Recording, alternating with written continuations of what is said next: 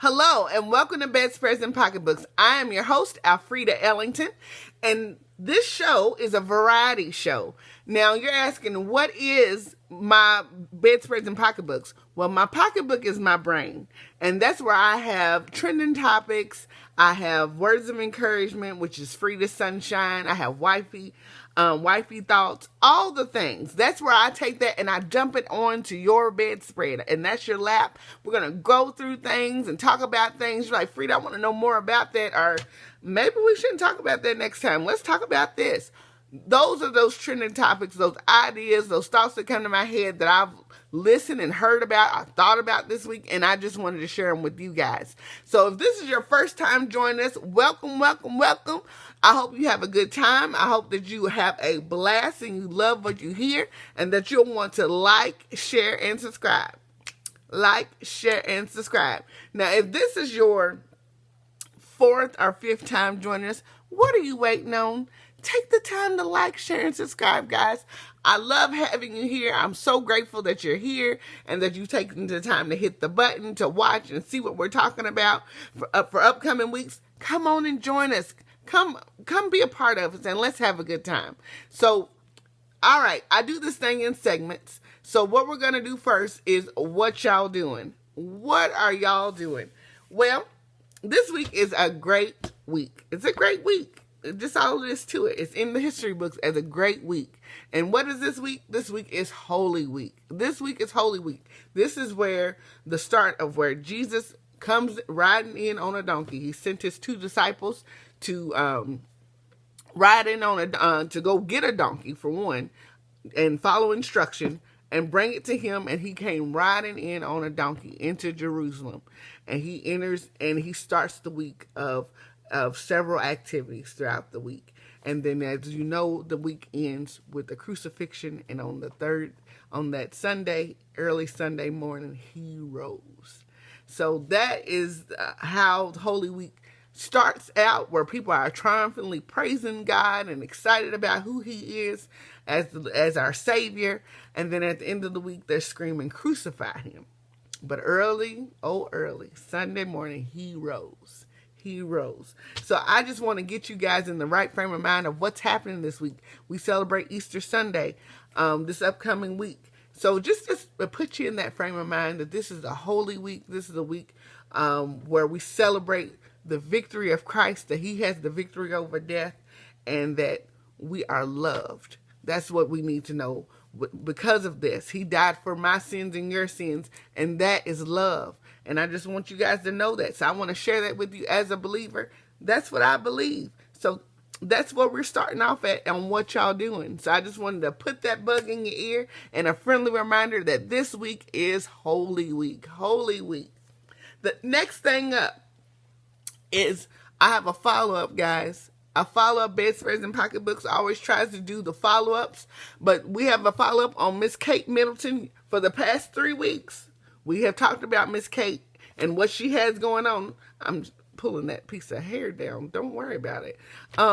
We've been talking about Miss Kate Middleton over across the pond, Miss Princess Kate, and she had people from all over social media, all over the news. It just wasn't social media, but all over the news as well, have been asking, where is she? Is she dead? Is she in a coma?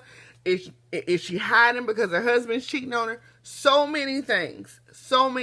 And they sent out a lot of pictures, a lot of questionable pictures, a lot of things where people were questioning, what is the palace over there doing? Are they spreading up false information about this woman? And is she hidden somewhere? People were asking, where was she? People started off their conversations on social media. Where is Kate? And had question marks everywhere. What's happening? So it's to be told that she went in front of the cameras and it was at her most vulnerable state. And she announced that she has cancer. And she has taken the time out with her children to explain to them and not just run immediately to TV cameras and all of that, and give her children time to process that she does have cancer. They had she had a planned surgery to take place, and they thought that it wasn't cancer. But then when they went in there and did a little bit more further investigation, that she does have cancer. So they have started on a chemo regimen, and she will be taking chemo for an unset amount of time, and that she will be resting at home with her family and taking care of herself to get well and her children. So very, very sad news to hear that this woman, she is about, I believe she's 40 or 41 years old. She's a woman in her 40s, and has 3 children, and that she wants to be able to live a long, healthy life with her children and with her spouse. So prayers up to Kate Middleton. That's all I have to say on that situation. Now that we know where she is and that she's safe, and we're praying for her recovery through this dilemma of having cancer. And I just pray that everything comes out well for her, that she's not stressed about the news media, that she's not stressed out by social media and all the things, and that she's able to go through this round of chemo and never have to battle it ever again. That's my prayer, especially being a mom and knowing that you want to be there for your children and watch them grow up and all of those things and live a long, healthy life and be there for your children.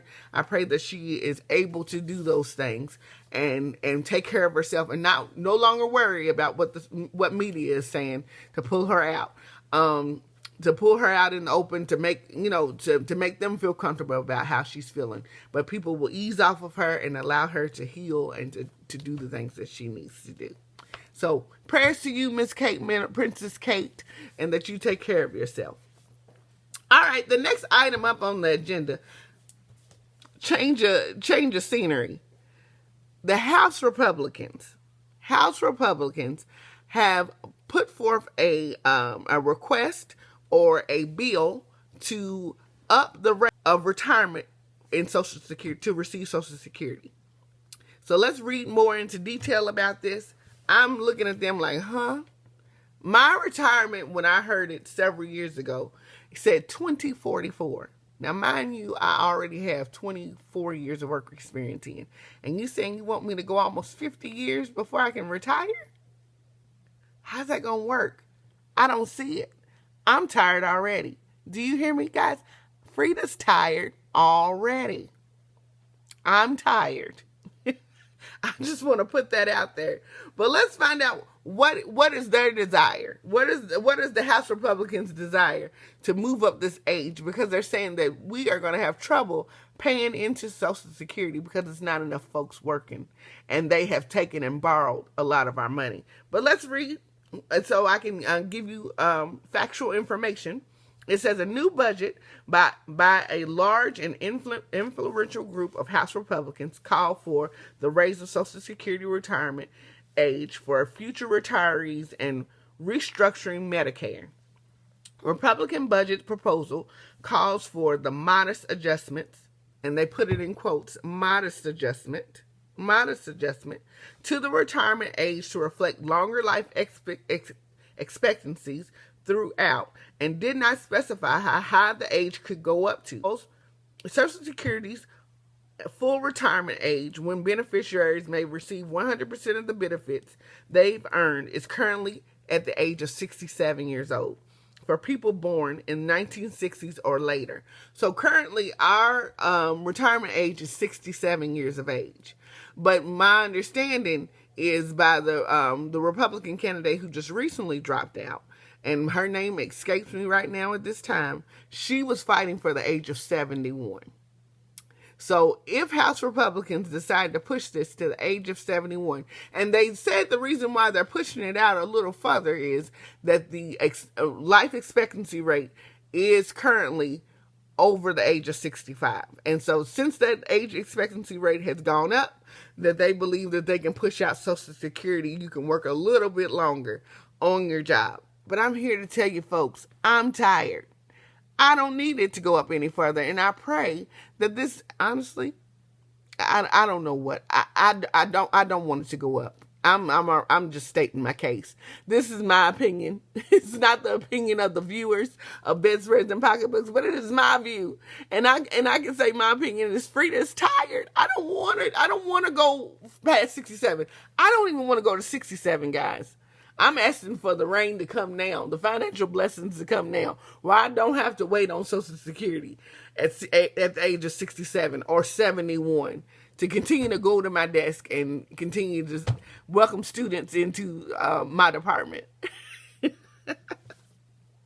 But you know, never know what stage I'll be in at age 71. But fingers crossed that we can at least keep it to 67. Fingers crossed.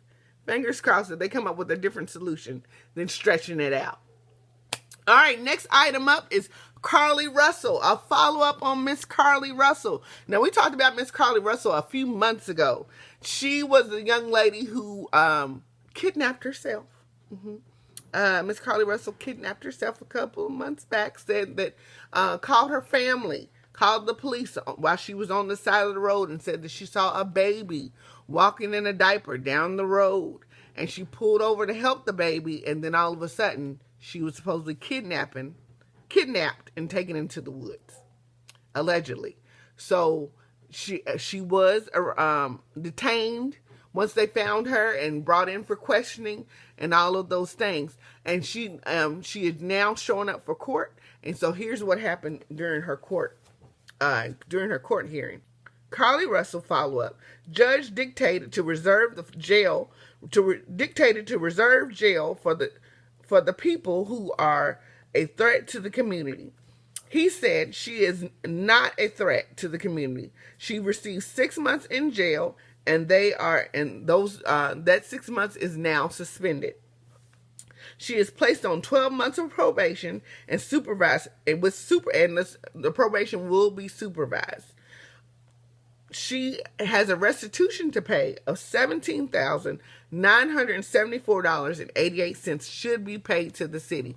Now that $17,000 includes all the search parties that went out looking for her, all the police equipment that was used, all the IT that was used to find her, and all manner of things that the city pretty much came to a halt to look for this woman.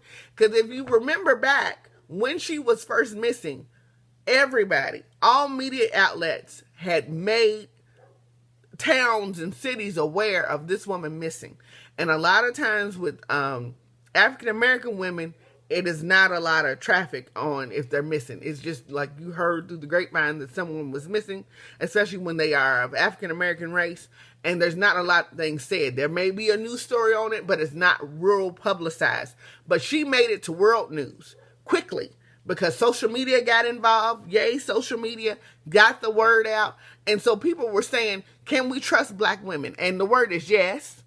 I'm always going to say yes. There's never going to be a time where I'm like, I don't know if we can trust us no more. No, we are trustable. Now, in every situation, in every group, in every gender, there's going to be a situation where we're just like, I don't know what happened there. And this is one of those cases. The young lady was obviously troubled. So she's also ordered to receive mental health services, and she is to report back on how she is doing and to do a continuation of her mental health services as well.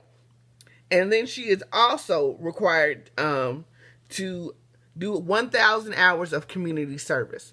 They have given her sentencing. The DA wanted to have her do some jail time over the weekends, and the judge made the wise decision, I believe, to say no, she does not. That is for criminals, ones who will cause bodily harm to someone else. The only person that what she really did, he said, was anger a lot of people. But she did not cause harm to anyone but herself and her reputation. So I applaud the judge. Thank you, Judge, for taking the time out to really think about things. So she will have to continue to find her a job, and I pray that somebody does hire her where she can pay back her restitution, and then she's able to do her 1,000 hours of community service on top of following up with her probation officer, which I know they will do that because I'm sure they are really quick to throw the book at her if she does not follow through.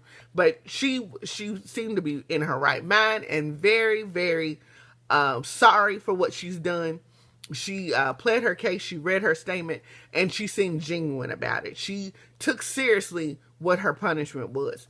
That's the illusion that was given when she was doing it. So prayers to you, Ms. Russell, that you stay on the path that it needs to stay on. It sounds like prior to this that you had a very bright future. And I pray that you are able to meet those goals of being a nurse or a nurse practitioner, whatever you was setting your sights on prior to you getting into this situation and making some bad decisions. But I hope that you're able to meet your goals and carry on with your life and put this part of your life behind you.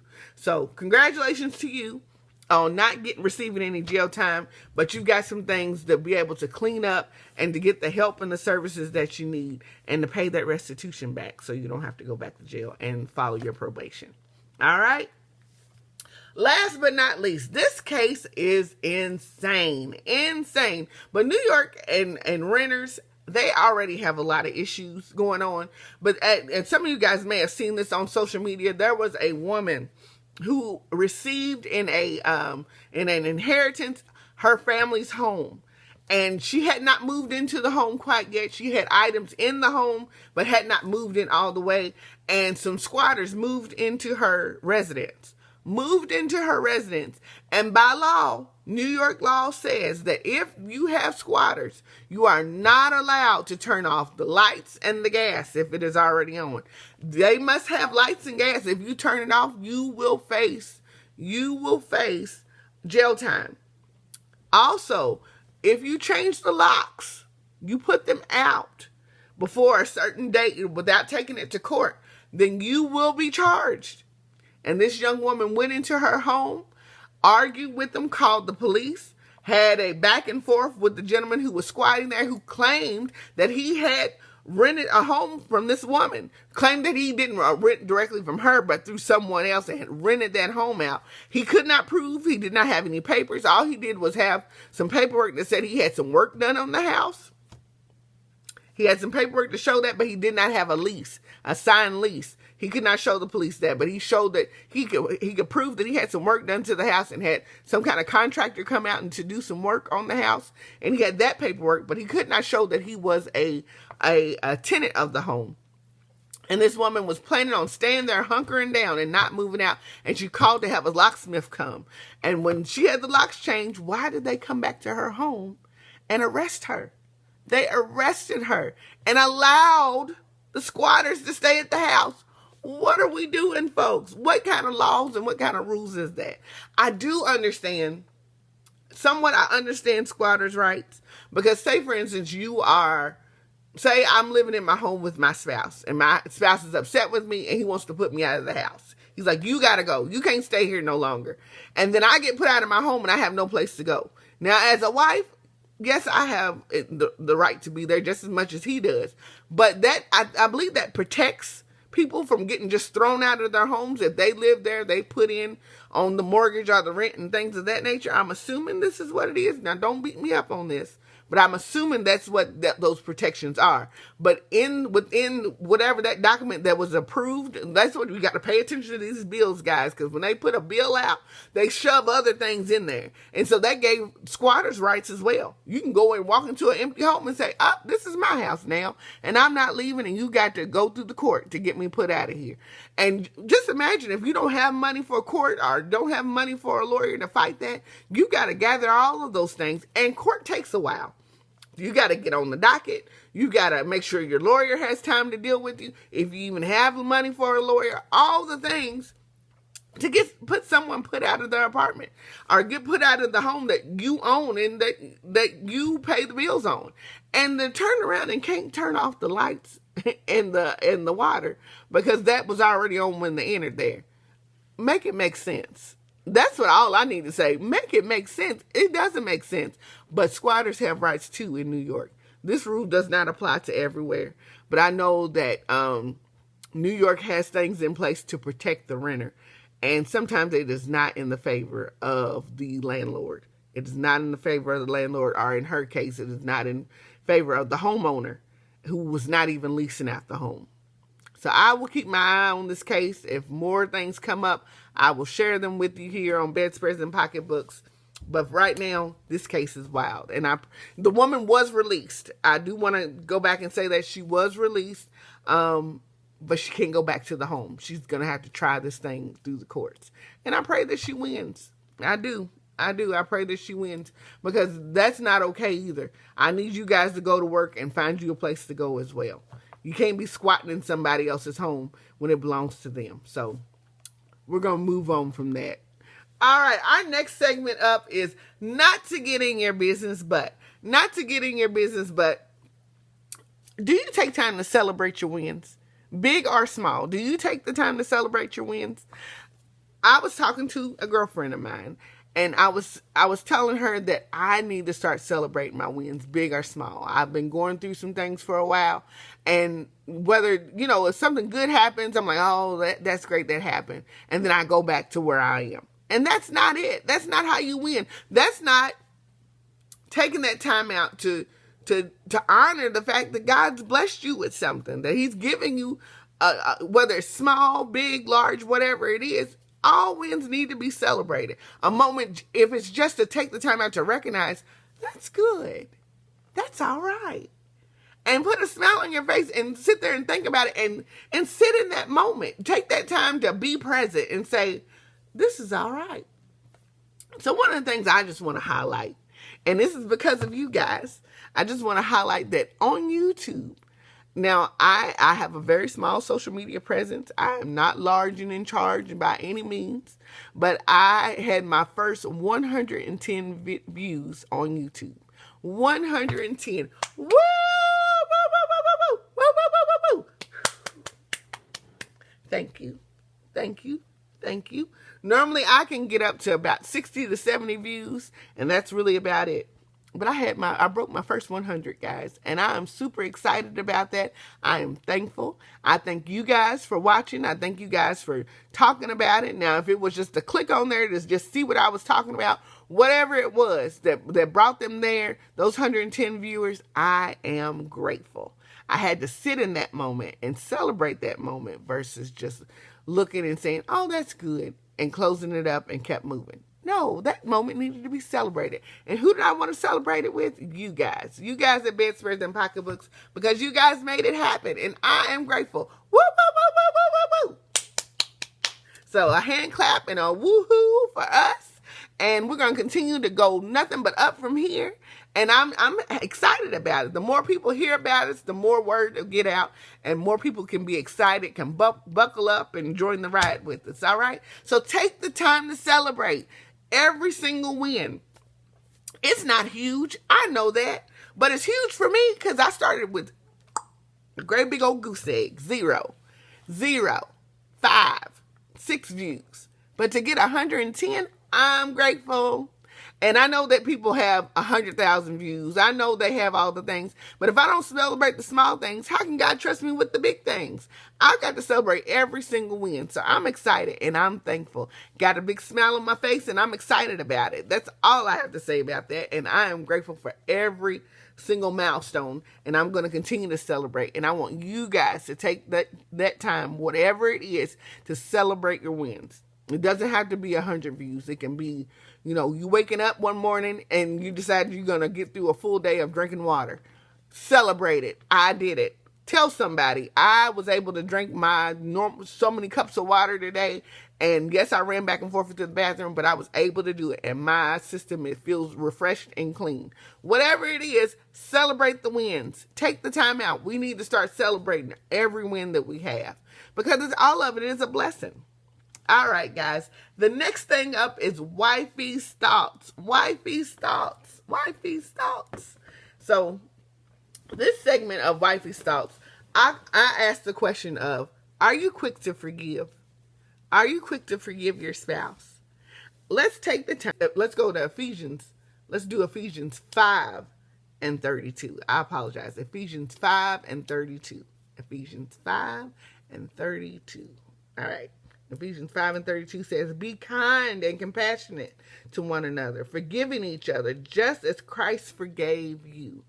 Being kind and compassionate to one another, forgiving each other, just as Christ has forgiven you. And I know forgiveness is tough. I know that forgiveness is tough, and I'm not telling you to forget it and all of these things. But forgiveness it says it in here. Forgive as Christ has forgiven us. And you know how many things God has forgiven us for? 1,576,896,1,257 times. That is how many times he has forgiven you. And it's more than that. That's a number I made up in my head. But that's how many times he's forgiven us.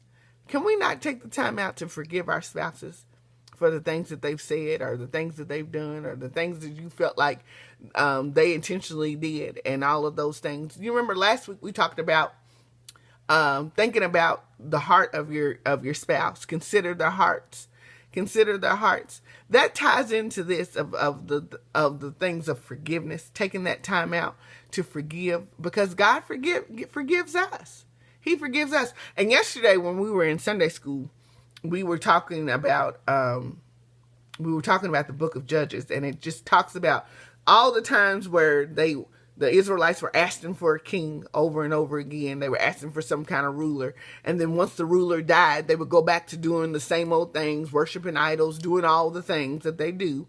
And then going back, and then once they had a king, they would, do right until the king died. 7, 8 years, 40 years, 80 years, whatever it is that they had the king, they would do right. Once they had something tangible to touch and see and feel right there in front of them, when they didn't realize they had the King of Kings and the Lord of Lords who loved them and watched over them, but neither here nor there, he always forgave them. They would cry out. The scripture said that they would cry out to the Lord, and he would hear them, and then he would send them another leader. He sent kings, and he sent judges, and to take care of them and to help guide and lead them.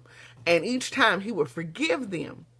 Each time. And I had to take it, because I am married, I've been married for a long time, I started thinking about my marriage. So many times we mess up, or we say things that we shouldn't say, or we do things that, that our spouse really doesn't want us to do, or I respond in a way that is hurtful, or whatever else. I have to take that into consideration, because God forgives me. Every day I mess up by word, thought, or deed. I have a sinful nature. I was born into a life of sin. You were born into a life of sin. So every day we're going to mess up, and we have to ask the Lord for forgiveness, and ask the Lord for forgiveness of our sins. Why are we not taking the time out to forgive our spouses when God's forgiven us? And he knows everything that we're thinking, the things we thought, how we looked at people, sins known and unknown. He knows all of it, and he forgives us. He shows us mercy each and every day. Where is the mercy and the grace for your spouse? We need to start taking the time out to show our spouses grace and show them mercy as well, and ask for forgiveness. And that is something that I am going to continue to practice, and being quick to forgive, because that's what it is. We need to be quick about doing that, not sitting on it, not letting it fester for days on end. Yes, I'm mad, and it's hard for me to shake it, but I'm gonna need you to speed that up, speed that process up. Get into your word. Read about the times that God's forgiven us and how many times he's forgiven us, because in the Israelites, we can definitely find ourselves in that. We can say, oh man, they were hard-headed people. Guess who else is hard-headed? Frida's hard-headed. This nugget right here is hard-headed, baby. Don't you worry about it. Hard-headed. So I have to take a look at myself. And if you find it hard to forgive your spouse, take the time to open up your book. Look into the Old Testament. Look into the New Testament. Look into both Testaments. How about that? Let's look at all 66 books. Take the time out. Look into those scriptures. Look at one of those good Bible stories. If you want to just read the book of Judges, and just look at how many times God forgave them, over and over and over and over and over again. How he forgave them when they would mess up and worship other idols. He told them that he would always be there with them. Never. And he made a promise to them, made a covenant to them, and he loved them. And he kept going back. And guess what? He loves us. He made a covenant with us. He made a blood covenant with Jesus, and he forgave us. You made a covenant to your spouse. You made a blood covenant with your spouse. And our marriage is a as Christ loved the church. We are a representative of that. So let's take the time out to forgive. Let's take the time out to look at our spouses and forgive. We are a representative of Christ in the church, and he forgives us on a daily basis. We need to take the time out to forgive our spouses because he forgave us. And we have a blood covenant with Christ, and we have a blood covenant with our spouses. So let's take the time to be quick to forgive. All right. That's the end of that segment, guys. The next one up is Frida's Sunshine. Frida's Sunshine, y'all know that's my favorite. We're going to go to our Bibles again, and we're going to go to Ecclesiastes. Ecclesiastes, all right? Forgive me if I don't say it as pretty as some do, but let's go to Ecclesiastes, and let's look at Ecclesiastes 4, 9 through 12. And I'm asking you about being intentional about spending time with your loved ones. Being intentional about spending time with your loved ones. And your loved ones could be your friends or your family. Are you taking that time out to be intentional about spending time with your family? And not just saying, oh, well, they know where I'm at. If they want to be bothered, they know I'm here. Are you taking the time to be intentional about it? Let's look in the Word. Because in the Word, it gives us everything that we need. It gives us everything that we need to get through the day. Everything that we need. So to be intentional about being with your family and friends and your loved ones, it even talks about that too. Let's look at Ecclesiastes 4, 9 through 12. And it says, 2 are better than 1 because they have a good return for their labor. If either of them falls down, one can help the other up. But pity anyone who falls and has no one to help them. Also, 2 lie down together, they will keep warm. But how can we keep warm alone? Though one may be overpowered, 2 can defend themselves. A cord of 3 strands is not easily broken. That can go for your spouse, and that can go for your relationships as well. We have to take the time out to be intentional about spending time with our loved ones. We are not built to do this life alone.